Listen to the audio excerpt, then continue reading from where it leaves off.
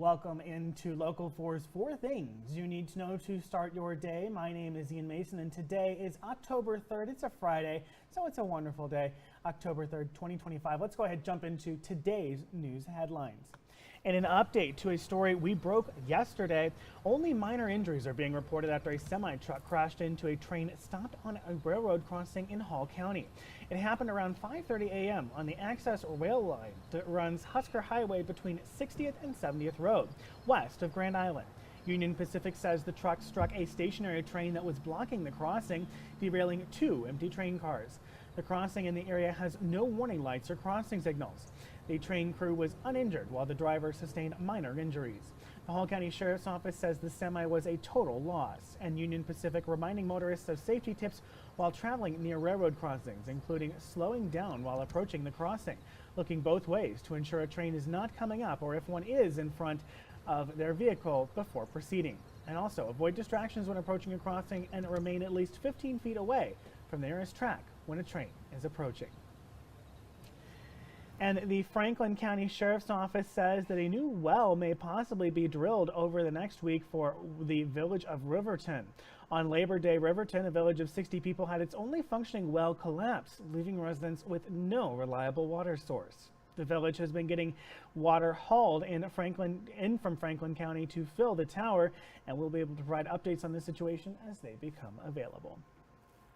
And we're on day 3 of the government shutdown, and the effects are coming more into focus. NBC News obtaining a letter to state agency directors for a program called WIC, telling these directors they would not be able to receive funds during the shutdown. WIC, or the Women, Infant, and Children Program, provides nutritious foods for vulnerable women who are pregnant, infants, and children. With October 1st as the start of the 2026 fiscal year, the federal government was due to send out funding dollars to WIC, but with the government shutdown, no funds are going to be sent. With federal dollars drying up for WIC, it could be one of the first programs that sees an impact from the shutdown, as Social Security and most Medicare and Medicaid services are still continuing.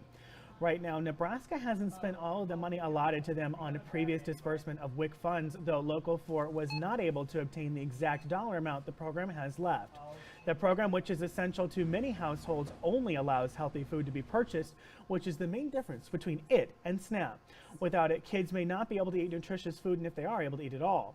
WIC has been around for 50 years at this point, and according to Teresa Anderson, the health director of the Central District Health Department, it's never been in jeopardy before. WIC is within the Department of Agriculture and serves roughly 6.8 million people, over 42,000 of them Nebraskans, and over 2,600 located in the Central District Health Department's region. According to the National WIC Association, the funding could dry up in a week or two if the shutdown persists, while NBC reporting the Office of Management and Budget Director Russell Vogt told House Republicans during a conference call that WIC is expected to run out of money by next week if the government does not reopen. Some Democrats say the program should be able to continue as long as the USDA commits to replenishing state funds used during the shutdown after it ends. However, it's unclear if that's going to happen. Let's go ahead and get to check out our forecast this morning. We're looking at temperatures up in the mid-80s today, so about the same as yesterday. We could see some high 80s, though, as we continue to warm up throughout the day. We're expecting some warmer temperatures, breezy conditions returning. We see that warm air coming in from the south at 17, 18 miles an hour. So it's going to be another warm day. As we look at tomorrow, temperatures up and close to the 90s again. However, we have a cold front coming through tomorrow afternoon, tomorrow evening. That will end up bringing temperatures down into the high 70s before highs in the high 50s on Monday. Strong chances of rain Sunday into Monday, ending Tuesday morning, with those chances of rain continuing overnight on Tuesday and Wednesday, as well as Thursday. Temperatures back into the 70s for mid next week. That is going to be it for me. Thank you so much for Local 4's 4 things you need to know to start off your day. Today is, again, Friday, October 3rd. Thank you so much for watching and have a great one.